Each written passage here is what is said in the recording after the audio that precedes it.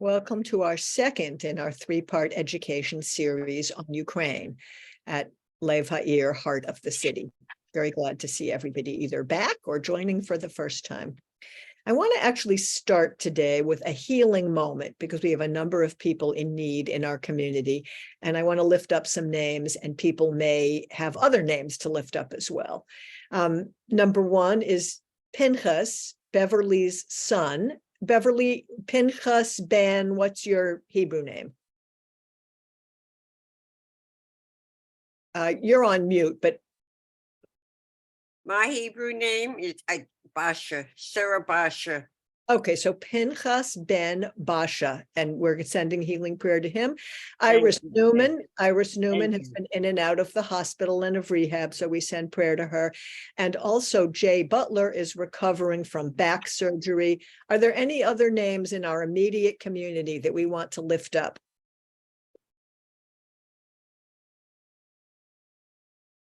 Susan Ross. And Susan Ross, thank you. So let's just take a moment of silence to send light and love to these beloved community members.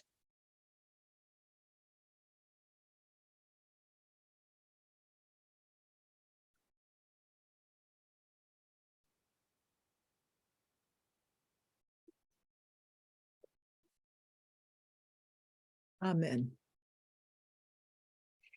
And I also want to dedicate our teaching today to two just brilliant, world-changing rabbis who each died this week. And I'm just going to say a couple sentences about each one. The first is Rabbi Harold Kushner, the person who wrote When Bad Things Happen to Good People. He was a conservative rabbi and a disciple of Rabbi Mordechai Kaplan. There wasn't yet a Reconstructing Judaism movement at that time, but our founder taught at the conservative seminary, and Harold Kushner became a disciple of Mordechai Kaplan's, our founder. And he was a lifelong Reconstructing Judaism rabbi. He wrote When Bad Things Happen to Good People because he had a very personal tragedy, which was he had a son with a terrible genetic disease that made him age rapidly. And at the age of 14, this child died young, all wrinkled like a 97-year-old, 105-year-old old man. So out of that, he wrote this very powerful book, When Bad Things Happen to Good People. And if you haven't ever read that book, I highly recommend it as a must-read book for every Jewish person.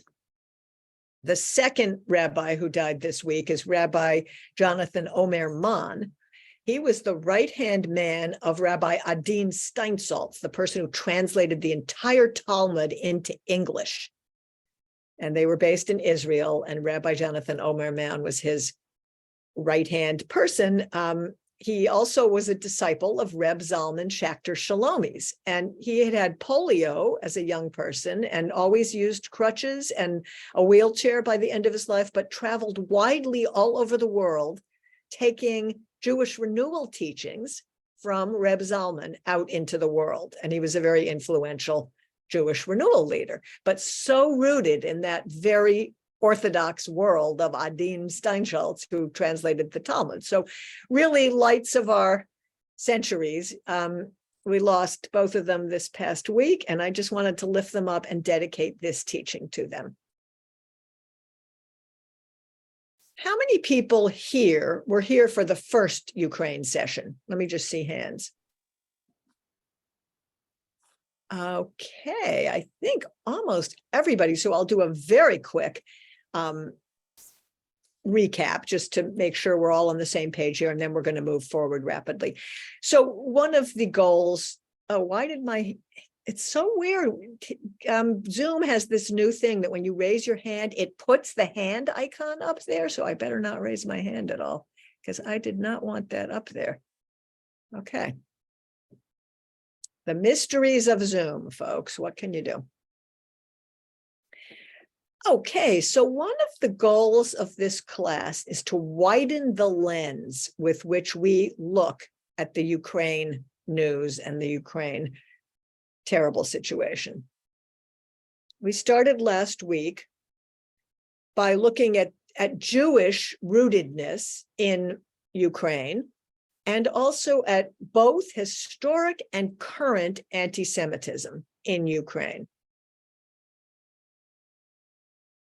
And framing our class is the Noam Chomsky quote, which I read a couple times last time, and I will read it again here. Whoops, I got to turn back to it. Here we go. Criminality and stupidity on the Kremlin side, severe provocation on the US side. Okay, so we all know about the criminality and stupidity of Russia as the aggressor in this war, because we hear about it in the news every single day. Today, we're going to delve deeper into the severe provocation on the US side. So I will read the quote one more time. Each person here will form your own conclusions and can have your own varied views. So there's no takeaway that anybody has to think, but we're widening the lens of what we know about the situation. Criminality and stupidity on the Kremlin side, severe provocation on the US side. They also quoted last time the very famous George Orwell quote, "The first casualty in war is the truth." We all know that one weapon of war is spin. That is a part of, it's like the misinformation and the skewing of information and the limitation of information that each government is spewing out to the world. So information itself is a weapon and how it's framed. And so the first casualty of war, of any war, is truth. So we have to, like, look beyond the truthiness of truth, something that looks true, and widen the lens and listen to more views. I can't remember whether I mentioned this in the first session, but if you've never seen the movie Wag the Tail, I really highly recommend Wag the Tail. It's about spin. It's actually Wag the Dog. Wag the Dog. Okay, thank you, Bobby. Wag the Dog. Thank you for that correction. Wag the Dog, folks. Wag the Dog. Very, very good movie on this subject of spin.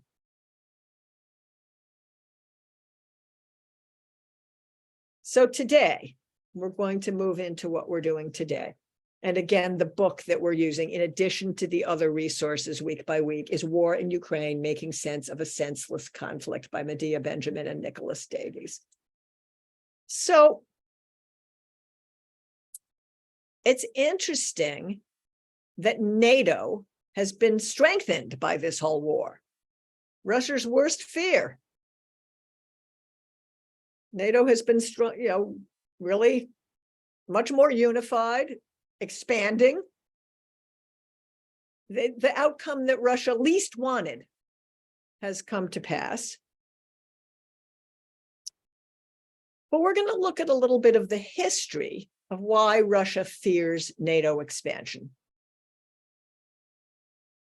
Now, we know in Western corporate media, the way NATO is always portrayed is as a defense alliance and force for peace. And that it's like trying to create stability in the world and there's no threat to Russia. In the case of Ukraine, many of you have probably heard mainstream media offering the idea that NATO expansion is just a red herring. Russia doesn't care about that. They don't really care about about NATO expansion. They just say they care about that. Putin uses it as a pretext for his own imperial designs on the former territories of the Soviet Union. And he really wants to dominate Ukraine and that whole area and he's a brutal leader, which is true.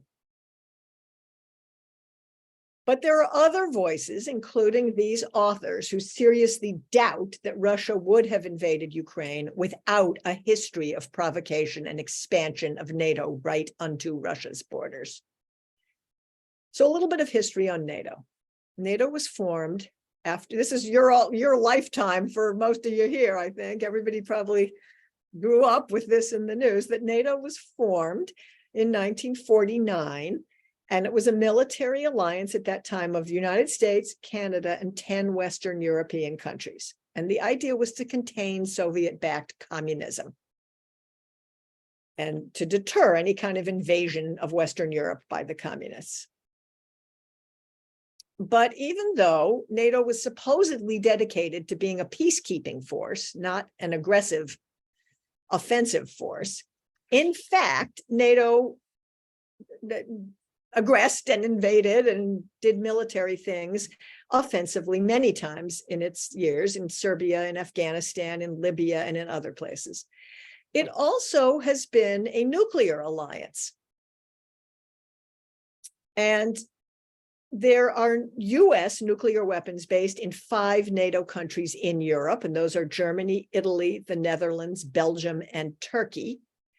And 2 other members, the United Kingdom and France, have their own nuclear arsenals. And in fact, there are offensive nuclear missiles of the United States based in Poland and Romania, including at a base in Poland only 100 miles from the Russian border. So remember how upset the United States was when there were nuclear weapons a few miles from our border in Cuba. It became a world crisis,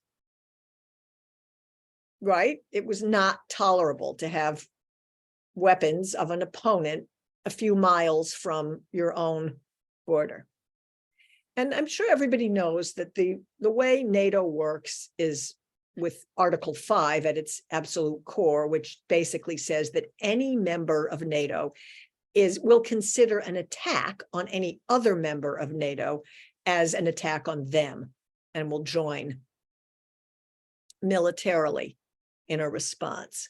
So Article 5 is supposed to be limited to collective action to restore and maintain the security of the North Atlantic region.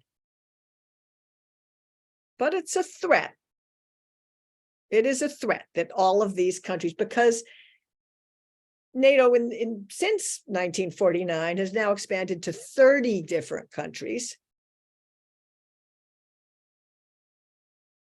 including Turkey, which is 2,000 miles away from the North Atlantic that was originally supposed to be being protected peacefully. And about 6 years after NATO formed, the Warsaw Pact formed, which consisted of the Soviet Union and its closest allies in a different military alliance, kind of. So you had NATO and you had the Warsaw Pact. And during all those years, the superpowers, one of them running NATO and one of them running the Warsaw Pact, the United States and the Soviet Union, carefully avoided getting into military escalations, even when the other country aggressively did something.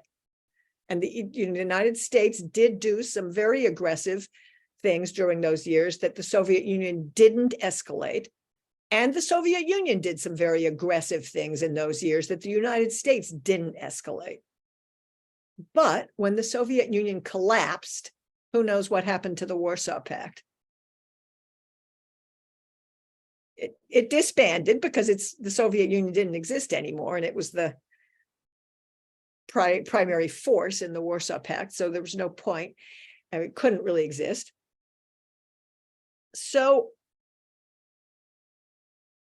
the Warsaw Pact had been created in 1955, and during that period, the 2 NATO and the Warsaw Pact did come to the brink of nuclear conflict with the Cuban Missile Crisis, but they avoided that, right? I mean, many people here lived through this. So that was a very, very dangerous moment in human history. And it was really touch and go. If you read the histories of the Cuban Missile Crisis under President JFK in this country.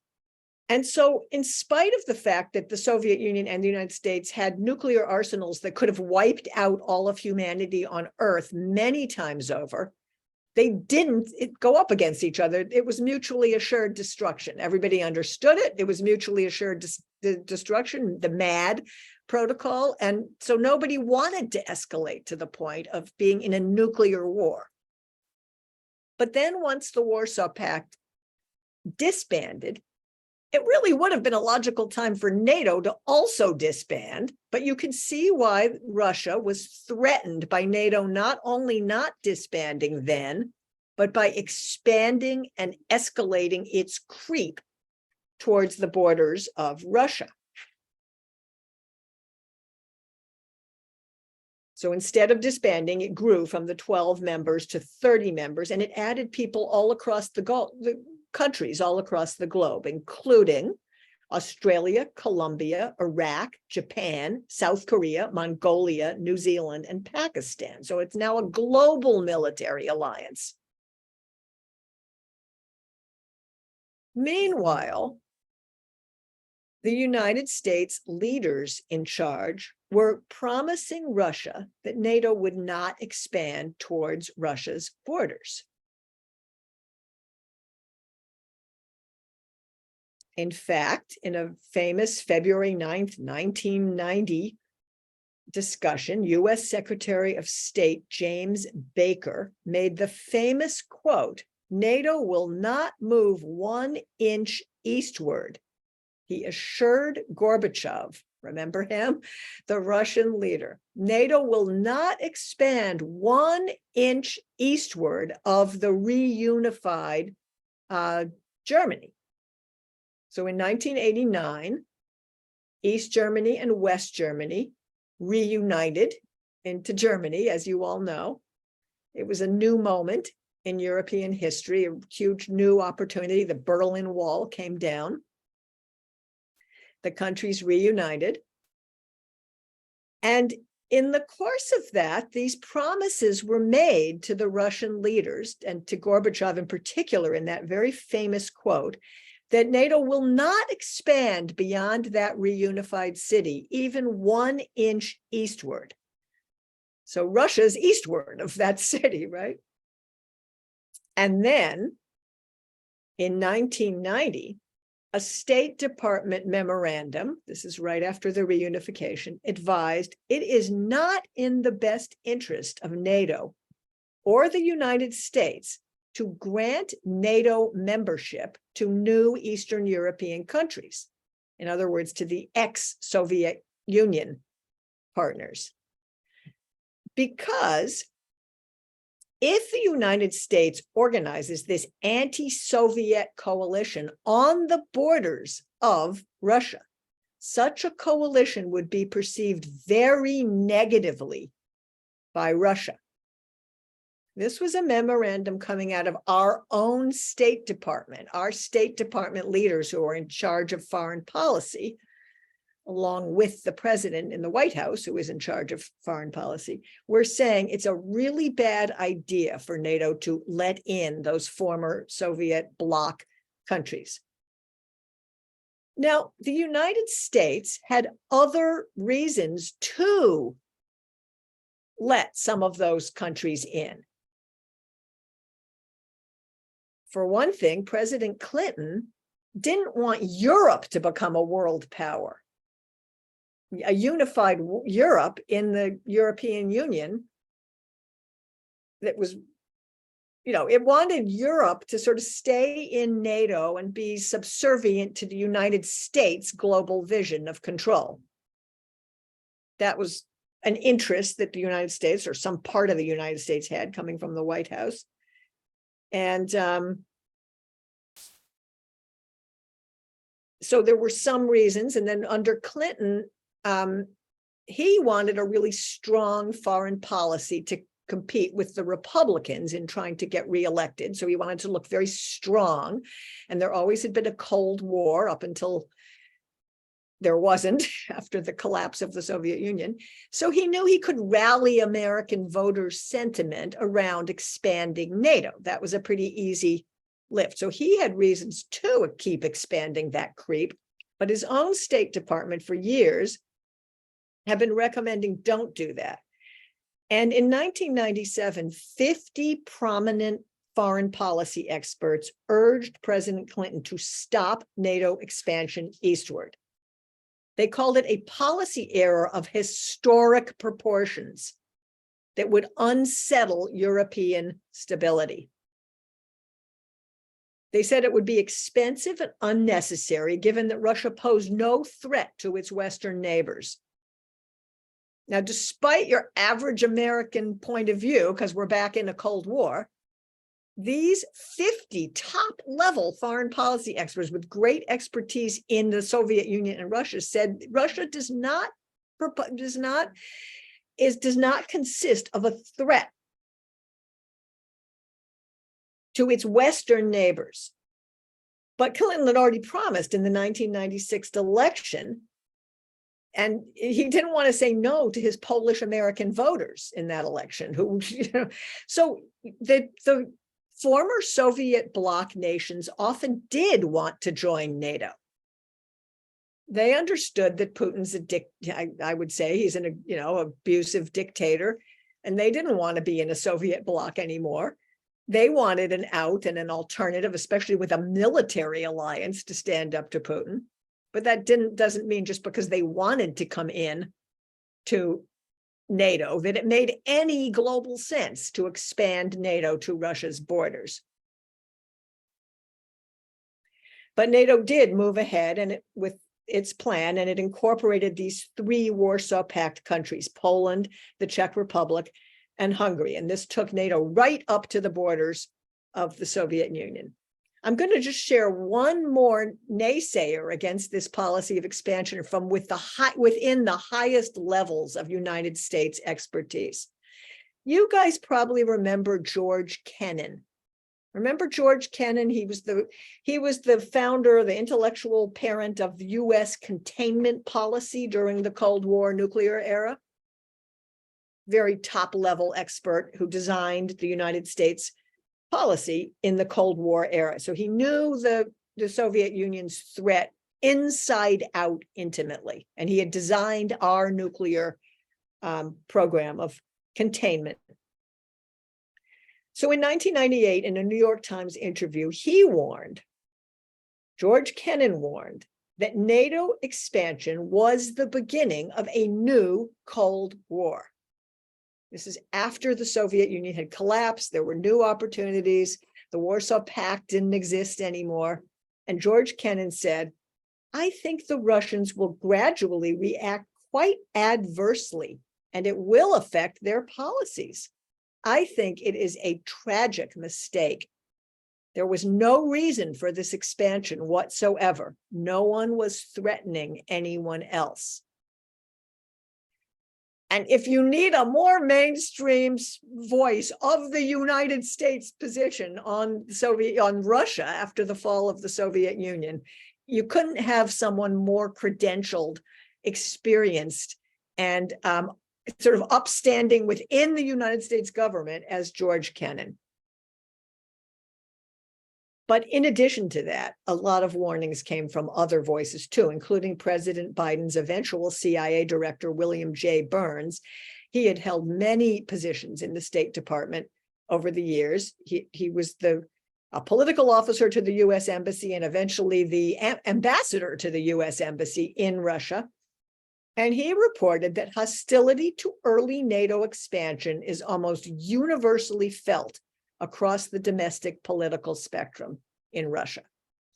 So there were real fears coming from within Russia about NATO expansion, and the United States is the driving force in NATO. Burns called the decision to include those new former Warsaw Pact countries, Poland, Hungary, and the Czech Republic, in NATO, was a premature decision at best and needlessly provocative at worst.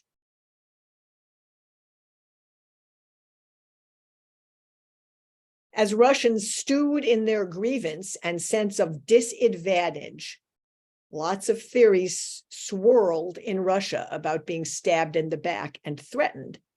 And Burns wrote, "This is leaving a mark on Russia's relations with the West that will linger for decades." And we see how prescient that was. So I'm going to stop there. That's a lot.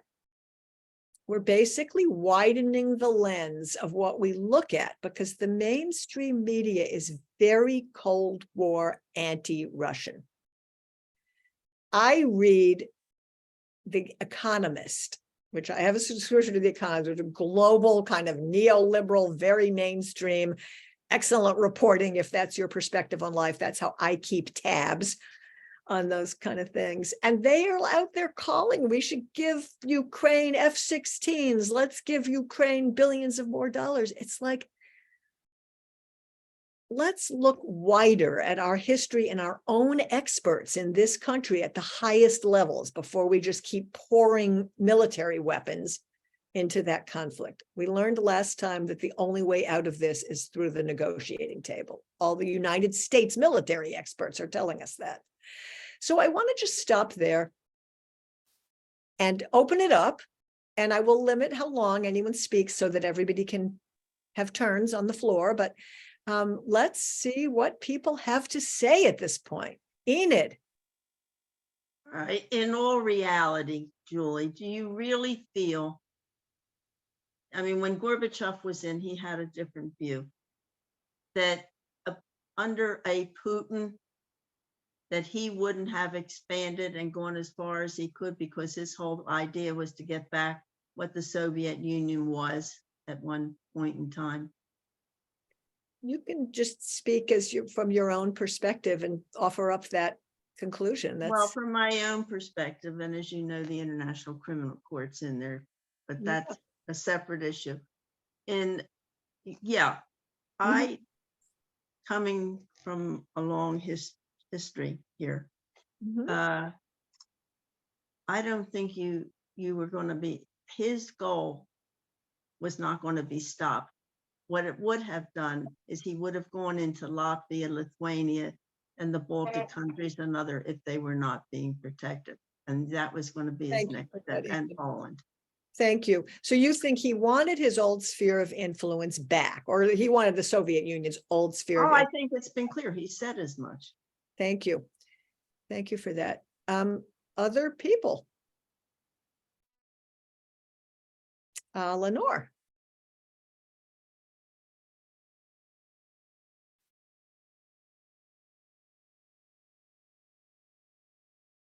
Yeah, I know you're not, you're on mute still.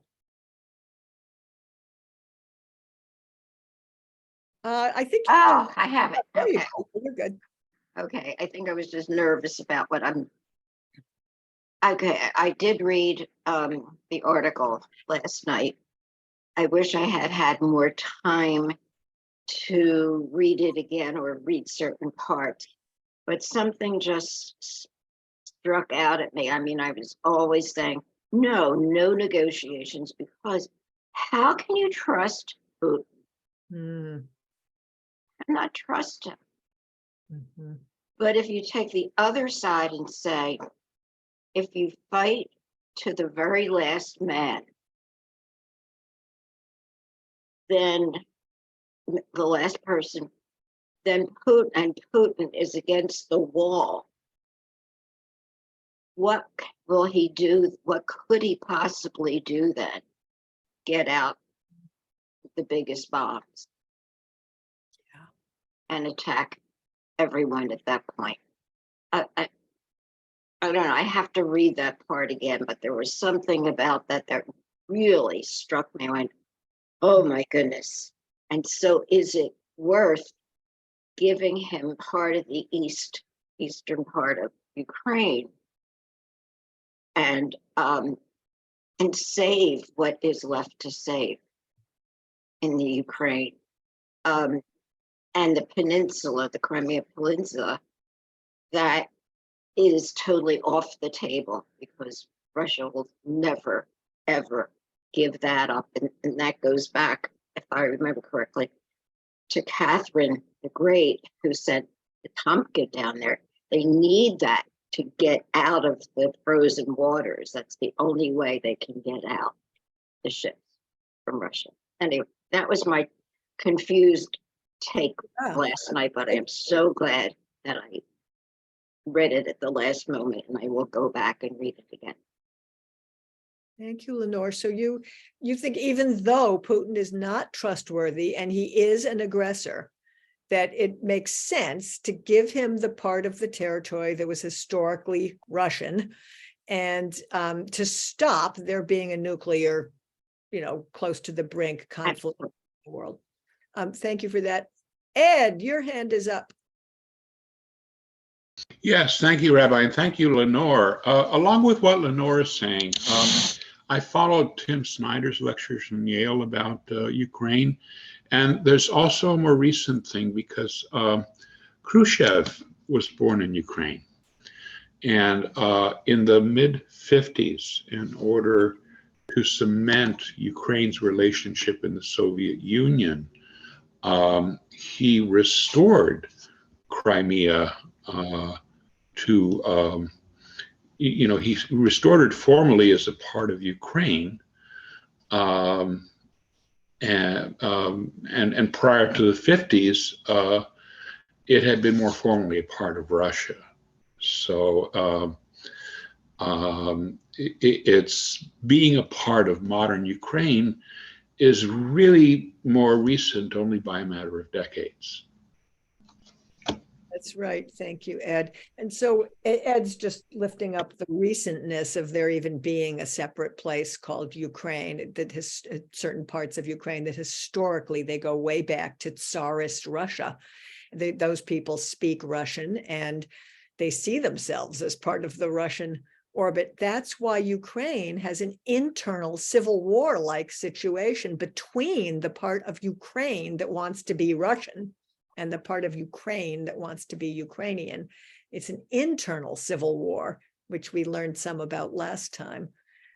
In addition to that, Ukraine has the internal conflict between the anti-Semitic, fairly powerful portion of its voters and the, more nationalist, less anti-Semitic part of the Ukrainian voters. But so there are many internal tensions within Ukraine. And there is a whole history geographically of who belonged to who for many, many centuries that is still very relevant. Thank you, Ed. And Joe. I just wanted to say that on the one hand, I like the U.S. giving aid to Ukraine, but the U.S. itself, by just giving a certain amount and even reluctantly, like it was reluctantly that they gave the HIMARS and it was reluctantly that they gave the tanks. The US itself is saying, hey, we don't want to get into a nuclear war. So it seems that the US at the moment is willing to possibly be playing a game of chicken with Russia via giving aid to Ukraine.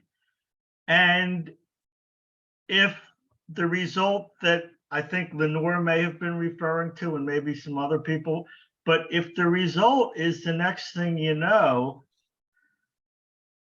Russia is just, shooting off nuclear weapons at all the NATO countries, including America. I mean, that's the part of me that's like, whoa, this is something that to kind of thread the needle, or to kind of engage in a game of chicken, one super nuclear power to another. There's got to be some different way of doing things. So there's this internal conversation within myself. Yeah, let's arm Ukraine, but wait a minute, this seems like it could go awfully wrong. Joe, you have just lifted up exactly the tightrope that the United States leaders and the NATO leaders are now dancing on, the threading of that needle. So on the one hand is the danger of appeasement, to just give the bully anything he wants because, we're scared. But on the other hand is the threat of global nuclear war. And dancing between those two things and assessing where are we and what makes sense is not easy because nobody wants to appease a bully. We all think Putin is a bully. He's an aggressor, right? And on the other hand, wise leaders do not step to the brink of nuclear war by pouring fuel on the fire. So thank you, Joe, for that was very well articulated there. Let's have a couple more here. Bobby? With an E. I have a question that I'd like you to clarify. I know that people have use the term Russia and Soviet Union sort of interchangeably, because people have sort of called places Russia that were little countries that were taken over as part of the Soviet Union. So I'm a little bit confused by what we're talking about as far as parts that were part of Russia. Were they actually Russia, or are they own country that the Soviet Union grabbed? I'm not that. Abby, thank you for that question. That's an excellent question. So a little bit of history about that part of the world in a nutshell. The Tsars ruled the empire of Russia for centuries, right? We know about the famous Tsars. You can watch good TV shows about them. In 1917, the Russian Revolution happened, and under Lenin and the communists, it became a communist bloc. So all the different places, almost like states. So Russia was one of the countries in the bloc. It was the big one. But then there were other border states that were in the Soviet Union. So there's a whole history to the whole thing, but that was like a sort of like a confederation, but under Russian rule. So it was called the Soviet Union, communist country that included those Eastern European Soviet bloc border states that we hear about. And then in basically the Soviet Union crumbled eventually, and in your lifetimes, in very recent history, and reverted to Russia, and anybody it could either take over or corral into its orbit through the Warsaw Pact at that time. So now there isn't a Soviet Union, it's all Russia. And it's a superpower like the United States. The United States has orbits of influence too. Like the United States talks about spheres of influence, like Central America should be the United States sphere of influence. The United States is not thrilled when, some place like China starts bonding with Mexico. Like China shouldn't be in our sphere of influence is kind of the foreign policy feeling. Not that the United States can necessarily do anything about that right now, the way global politics are organized. But at the moment, like the United States is sort of a waning power and China's a rising power, and China wants to be in Mexico. But you can kind of see why the United States is not thrilled about that. So spheres of influence meant that for many decades, the Soviet Union had its sphere of influence with those Eastern Bloc countries. They were communist. And the United States had its sphere of influence through NATO. And they didn't mess with each other a lot. They had a stalemate. They both were superpowers. And they had a balance of power. And that was a good arrangement, relatively speaking, in a very highly nuclear world. But when the Soviet Union collapsed, that equal balance was no longer there, and NATO just kept pressing on now Russia's borders and expanding its nuclear threat as well. The United States also left most of the nuclear treaties that were the old Soviet Union and the United States had forged. The United States stepped out of them for various different reasons, but still wasn't very reassuring to the Russian leaders. Bobby, does that answer your question? It was the Soviet Union was the Soviet Union up until basically like the collapse of the Berlin Wall in 1989 and the beginning of Gorbachev and these Western-oriented leaders. Then it was Russia from then on. So it's no longer the Soviet Union, it's Russia. When it was the Soviet Union, Russia was the major geographic area within it, within a bloc. Well, mostly you have answered it, but specifically with Crimea, there's definitely a stronger sense of ownership there than, let's say, I guess Belarus or Latvia or whatever. I don't know why exactly that, but yeah, no, that's true. And if you think about the You issue, read my mind. okay, really good, because think about the issues that led to World War II and could be divide and conquered. Europe had been, after World War I, Europe had been divided up basically to not be empires anymore. Like remember the Austrian-Hungarian Empire and the Ottoman Empire, but after World War I, no more empires. Instead, everybody's going to be a nation state. And in a nation state, the idea is that as much as possible, people who speak the same language and share the same geographic area will be in a country together. But if you look at the way the population of Europe works, it isn't always possible to put all the German speakers in one country. Some of them live in other places that actually have other kinds of speakers too, because people speak a lot of languages in Europe. So it ended up being that there were German speakers in Poland, for instance. There also were Polish speakers. They spoke German and Polish, but you could have divided them into Poland, which changed its borders many times in modern European history, or had them changed on the people. They didn't choose it. They were drawn on maps at the, conferences after these world wars. So they divided everybody up, trying to put people into countries where you spoke the same language and you had a geographic boundary that made sense. However, there were many pockets of language speakers that you could equally well have put in a different country. And that's what Hitler played on when he first stepped into Czechoslovakia and Poland, was he said to the rest of the world, even though I said in Mein Kampf, I want to take over the world, what I'm really just doing right here is it's not a threat to anybody else. It's not a threat to anybody else. I just want to put the German speakers back in Germany. It really makes sense.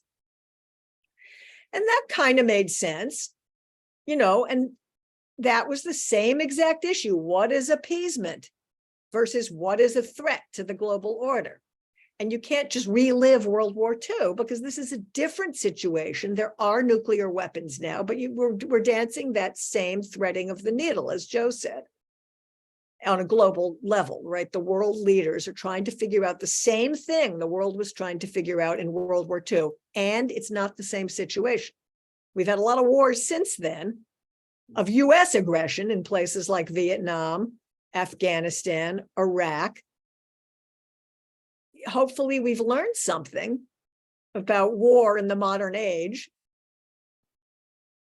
You could even put Syria in there, I guess. We're not in World War II, but we're dealing with the exact same question of what is appeasement and what is sanity and wisdom. So I don't think any one has exactly the answer, but we're widening the lens on looking at the questions. And I see Bobby and then Joanne.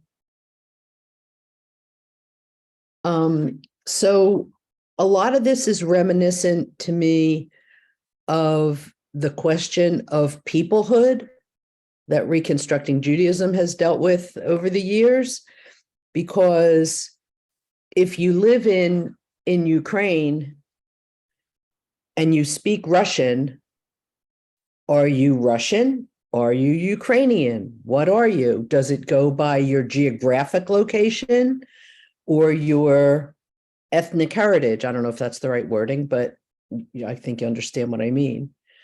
So it's very interesting. And it's something that, Jews certainly deal with. And it happens a lot in our country now with all the immigration. And the way we call people. Are they Mexicans? Are they Mexican Americans? Are they Americans who came from Mexico? So it's a very interesting question. I just thought I'd point that out. Yeah, thank you, Bobby. And quick comment on that peoplehood has been problematized, even though it was a founding core concept of Reconstructing Judaism, because who exactly are the people? Like, as we've begun to understand multicultural Judaism better, multiracial Judaism better, which people? There's a lot of diversity. So Reconstructing Judaism is really wrestling with that. And if you think about it, the birth of the nation state in the mid-1850s, that kind of set the world politics for the next 100 years, basically. It was revolutionary in 1850. Let's get rid of the empires. But we have reached the limit of the nation state as a viable future for humanity. There's no governance system for addressing climate crisis, for instance. And you can see how we're failing because every one of the 200 or so nations has to make a separate decision, and they have complicated politics like we do in this country. Every single one of them has those complicated politics. So we've reached the limit of the governance systems and the identifying systems, such as peoplehood, that were revolutionary when they started, that were like incredible. And we need to, as reconstructionists would say, reconstruct how we're working this thing to meet this moment in human history. And that's true for so many different issues. I just raised the climate emergency as one of them, but a global governance system isn't a nation state system, and it's not a peoplehood system. So we've got a lot of challenges in front of us. And I think, Joanne, you were next. And Bobby, thank you for raising that, because that is a crucial issue. Like, how are we going to do this thing? Am I unmuted? Yes, you are.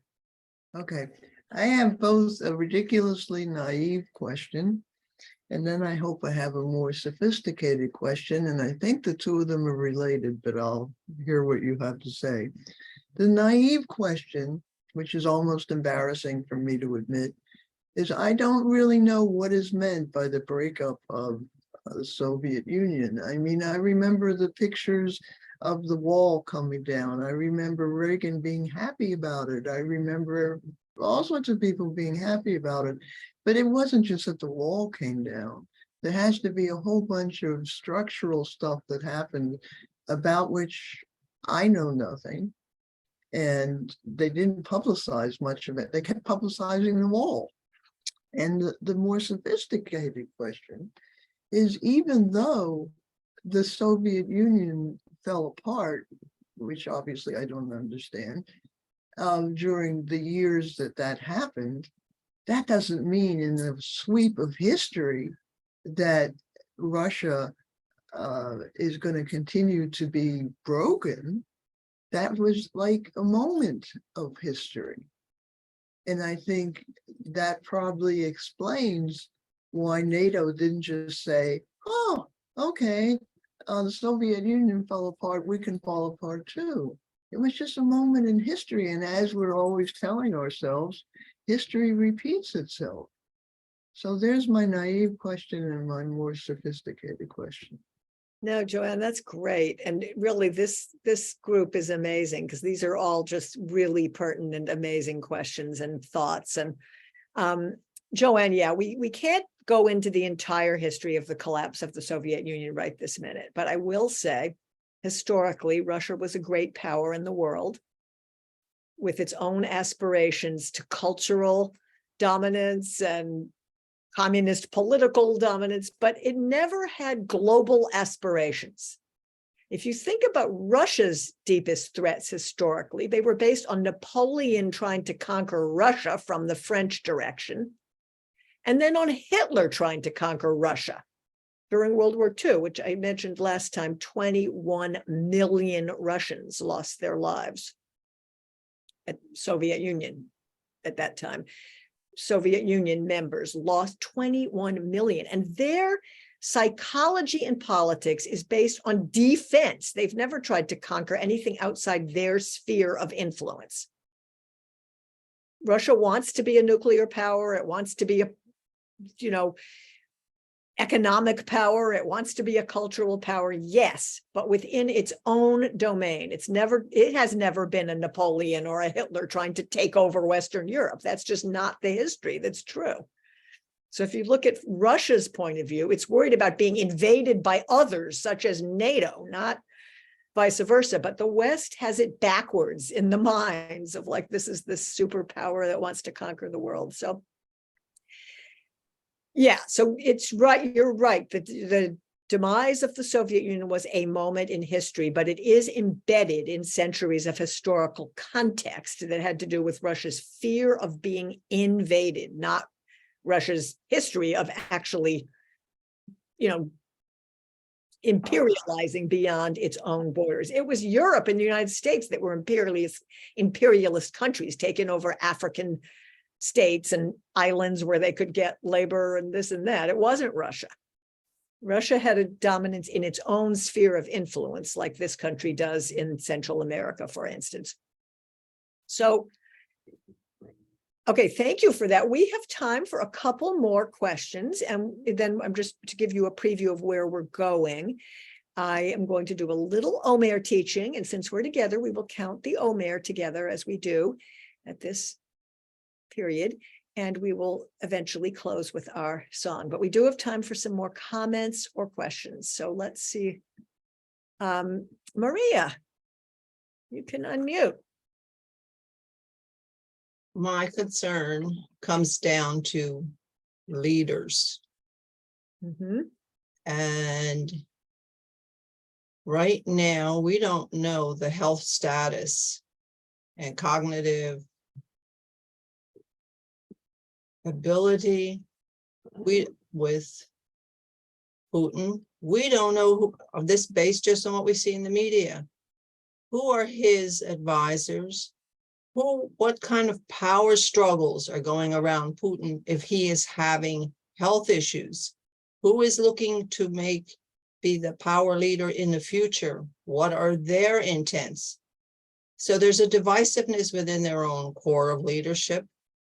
And then we have a divisiveness of our own in this country and so we have history on the outer circle, then NATO being part, and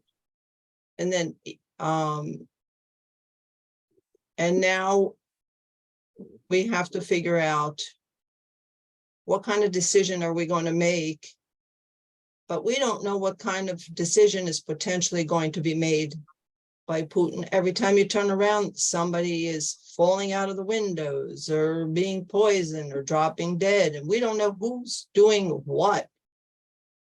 How do we know who's the real leadership over there? And how can we judge what kind of future decisions they're going to make? And that's a fine line. That's a concern. Thank you, Maria. Yeah, I mean, that's well put. Putin is a bully. He's an aggressor. We all know that, right? Nobody would welcome being in Putin's family, and nobody here would want to be in Putin's family or Putin's neighborhood or Putin's neighbor. I mean, yes, Putin is an aggressor. The United States does apparently have incredible intelligence. We just found that out because of a big leak a couple weeks ago, which showed that the United States Intelligence Service is deeply, deeply embedded within Putin's absolute inner rankings. So I think the United States has much more. It's, we won't really know what's true till 50 years from now when the Freedom of Information Act gets, released everything and we read the memoirs. But according to the big leak a couple of weeks ago of the treasure trove of material about the war, the United States is quite embedded in the innermost intelligence of what's going on there.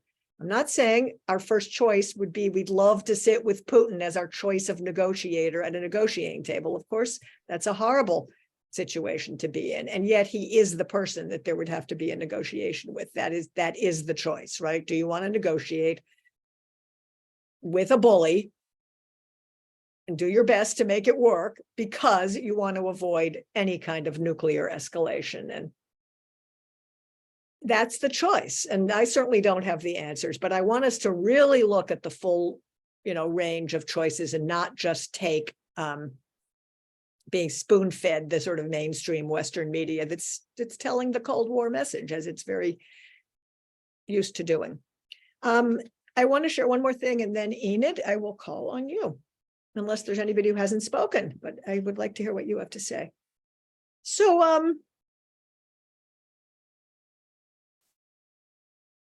I want to lift up Putin's input here. 2007, Munich Conference on Security Policy. He complained, NATO has put its frontline forces on our borders. NATO enlargement represents a serious provocation that reduces the level of mutual trust. And we have the right to ask, against whom is this expansion intended? And what happened to the assurances our Western partners made after the dissolution of the Warsaw Pact? So you think we don't trust Putin? Let's also put ourselves in Putin's shoes, and how trusting is Putin of a series of broken promises and NATO expansion and potential nuclear threat to Russia. So we have two sides that don't like each other, would not choose each other as the best possible partner in a negotiation. A lot of mistrust, a lot of failed promises. Pretty equal on both sides, depending on your point of view about what happened in Vietnam, Iraq, Afghanistan. Like really remembering our own history here. And, look at what Putin's looking at. Look at what his analysts are looking at. So we've got a dire situation there. Two sides that don't like each other, don't trust each other, and both have real reason to feel that way. So I wanted to offer that up, and also to say, let me just see if there was, yeah, so the one last piece here, and then we're going to, Enid, you will have the closing words. Situation of Ukraine joining NATO. Okay, Ukraine has wanted to join NATO for a very long time. For many years, NATO and the United States said that might be possible someday, but you have to clean up a lot of corruption in your own country and, solve your civil war, the brink of civil war problems in your own country. Right? And, there was no rapid movement towards inviting Ukraine into NATO. And in fact, William Burns, who was at that time the US ambassador to Moscow, he has a book written about those days, Back Channel. He quotes a missive that he sent to the Secretary of State, Condoleezza Rice. Ukrainian entry into NATO is the brightest of all red lines for the Russian elite, not just Putin. In more than 2.5 years of conversations with key Russian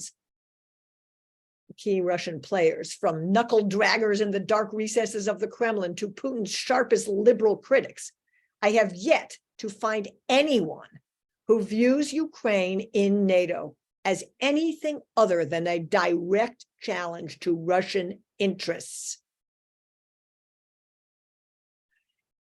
So at that time, NATO sort of listened to that and gave a very vague promise to Ukraine that maybe someday this could work out. But this, since then, has degenerated. And for Putin, the idea that Ukraine, which is a pillar of the former Soviet Union with strong historic ties to Russia, would join NATO is anathema. So we're back to what I opened with, which is the stupidity and aggression of Russia, right? And the provocation of the United States. And mostly what we don't hear about on our side of the ocean is the provocation of the United States. So we're expanding the lens. And Enid, you will have the closing word here, and then we will move into our closings. All right, some things I would like just to put forward that people can Please. think about. One is and I will use the word blackmail. Are we being blackmailed by this whole thing about nuclear weapons? And remember Cuba. We stood up and they moved out.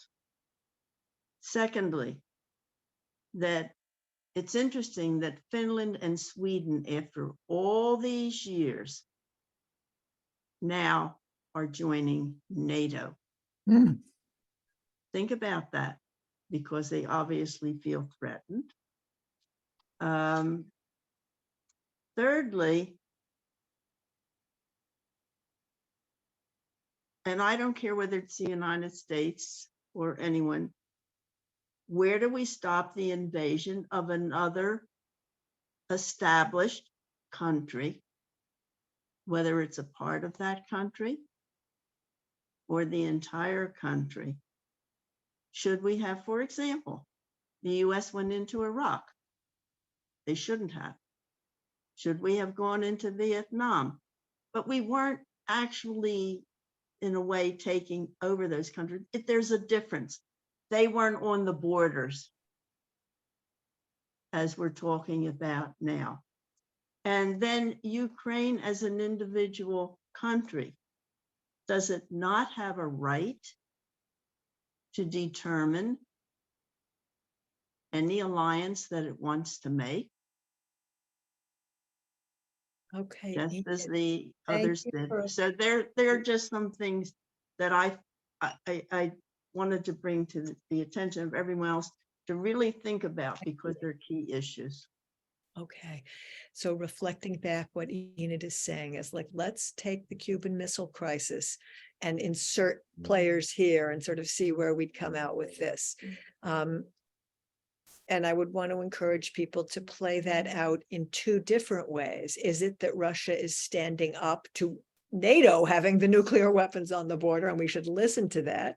Or is it that we are standing up to Russia invading Ukraine? So let's play it out both ways. I think that's a really good precedent, although it leaves us still with interpreting this moment in this decade, which is not the Cuban Missile Crisis. It's not World War II. It's not Vietnam. It's not, we have to really figure it out for now. So, and Enid, there was one other piece of that you said, remind me of one other part of What, your. Finland and Sweden joining Oh, NATO? Finland, right, Finland. So Finland is an enormous threat to have in NATO because it shares an 800-mile border with Russia. But they also It's obviously really feel like they- Canada. It's like Canada joining China in some kind of military alliance. It's like, well, it is, other than obviously they feel threatened because after all these years, I mean, they could have joined NATO years ago. So could Yeah. Sweden. so yeah. Why Well, now? that's a good question. Why now? You're right to ask that. And we have to look at that within Ukraine, the most recent referendum in the places where Russia has now taken over, those people wanted to join Russia.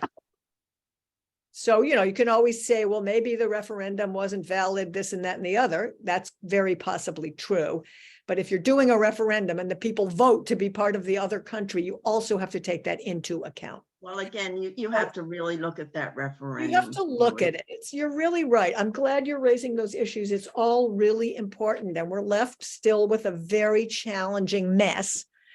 Yeah. Just to say we're going to end this, but just to say, we know the ripple effect of this mess is making people starve in Africa. And, this is just not a small situation. It's really a global crisis. So, Right, and does it really, and for Putin to really go in with missiles and totally destroy a country, what does that say? Maybe the fears of the countries as far as NATO's concerned, they are real. Maybe the fears of Finland and Sweden are real. So this is the juggle, and I'm going to leave you with that. Enid has summed it up, and many other people have summed it up. Yes, that's the question. How do we want our government to answer those questions? So that's exactly what it is about. So thank you all. You're amazing. And I'm going to do a quick teaching about the Omer, and we're going to count the Omer and sing our song. But I want to just take a breath to separate all of that. So give people a minute to take that in.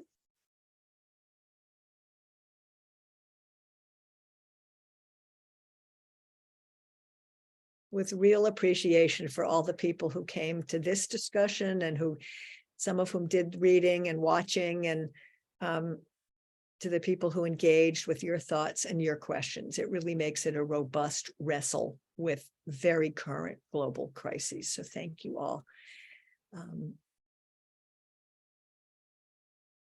I'm just seeing Diane's comment in the chat box. Isn't so much of this about control of oil and fossil fuel?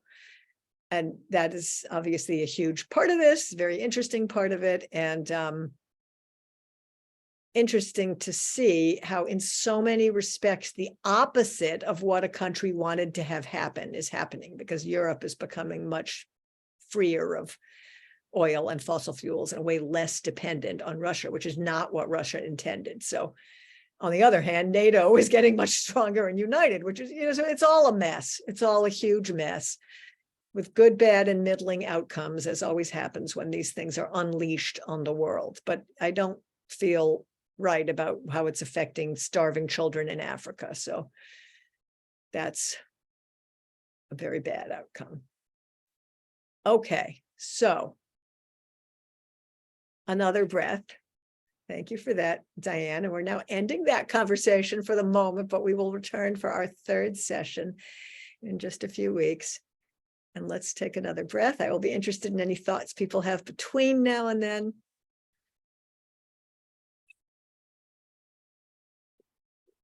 Super. To the Omer. As we all know, we are in this period of spiritual ascent between that depth of slavery and the worst experience ever in our people's lives around the Passover story, and the spiritual ascent till we reach Shavuot, where we stand at Sinai and forge ourselves into a free community. This week, I shared a resource on the listserv of texts about Shavuot that I encourage people to delve into about what is Torah. And it's really interesting, different metaphors for Torah. You have it in Hebrew and in English with some questions from me for our community just about this. And I encourage you to find a partner, a Chevruta buddy, and to work through those resources with a friend to discuss them. If you're interested in doing that right here and want a moment to see who else is interested, raise your hand. I see Joanne would like a buddy to do that. I highly recommend Joanne as a buddy for this type of purpose, a very engaging buddy. And is there anybody else here who would like to work through those resources and would reach out to someone else who wants to? They're posted on the listserv from this week from me. Joanne, I don't see a volunteer at this moment, but if anybody ends up wanting to do that, I encourage it, and you know where to find Joanne. In the meantime, people who want to do the study solo, that's also cool. So, the Omer. Good. Every day of the Omer has a mystical teaching. So of the 7 mystical streams that pour into the world from God, each of the 7 weeks of the Omer gets one of them. And this week we are in Hod. And then on each day of the week, each of the 7 mystical streams has a turn being paired with that week's theme. So as of this evening, when the sun sets, we will be in Netzach Shebahod. So that's the mystical stream of Netzach, embedding in the theme for the week of Hod. And that is going to be Netzach, meaning kind of endurance, and especially emotional endurance. Like when you have a passion for something and you pursue your passion, that's Netzach. Or when you have like an energy flow in your life, even if it's not a passion, but it's kind of like a flow, like if you decide you're going to be fit, physically fit, and you flow your life energy into actually taking a walk every day, or lifting your weights every day, or signing up for a class or a trainer or something like that. That kind of dedication with that flow of energy is Netzach. And then Hod has to do with, it's more reductionist. It's like an analytical, rational, breaking things down into their component parts. It's not the flow. It's kind of the construction from the building blocks. So if you think about it, when you put Netzach and Hod together, just to stick with my example, you have a flow of energy towards being more physically fit. And then in the week of Hod, what you're doing is you're connecting that with the actual plan that at 3 o'clock every day, I'm going to go take a walk around the block. Or, by Wednesday, I'm going to sign up for some kind of a class on Zoom or in person that's going to help me be physically fit. So that's how you connect these flows. And it's really cool because in the Omer, we have all different combinations till everything's connected with everything. And we get to move through all of those streams of godness in our lives. So when we count the Omer, we're doing that particular union of the theme and the flow of the day. And that's the story. Now, one other thing about the Omer is that every single day of the Omer is a new day. It's 49 days long. Every day begins in Jewish tradition at sundown. And then the sun rises the next morning, so to speak. And you have that day, and it is a new day unto itself. You never had that day ever before. It's absolutely, completely full of total potential, choice, new unfoldings, new noticings, new growth, new relational moments, new healing, new acceptance. It's a new day. And I think that's a beautiful teaching of the Omer. Every day is a new day. It's one of the teachings of our Omer period.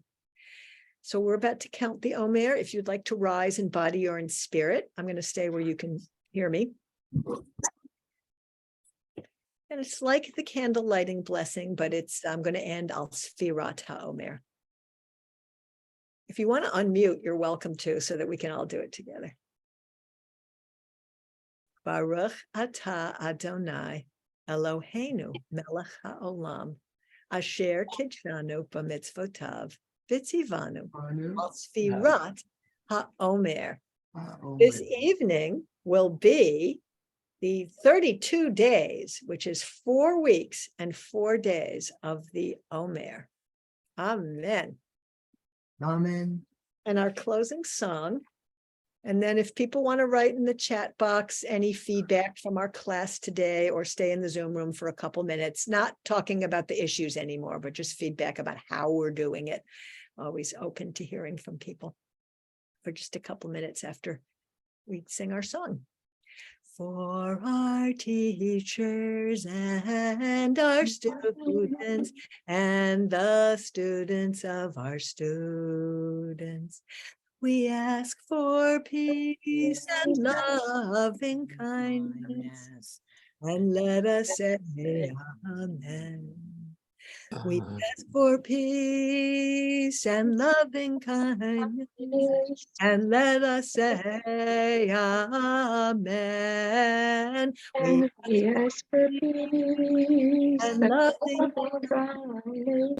and let us say amen. Thank you, everybody, and thank you especially to the angels who help each other be in the Zoom room for these things. Lots of love. Zoom room will be open for 2 more minutes. Chat box will be open for 2 more minutes.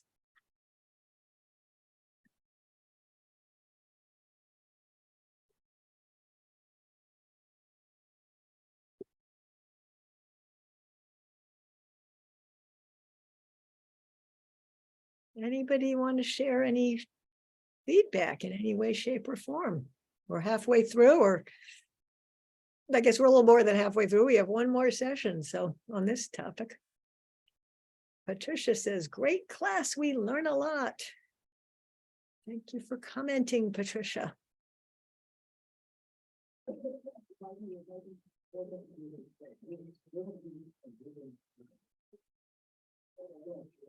If somebody's talking, you're either on mute or muffled. I can't really tell if someone's talking. Maybe that's just background noise.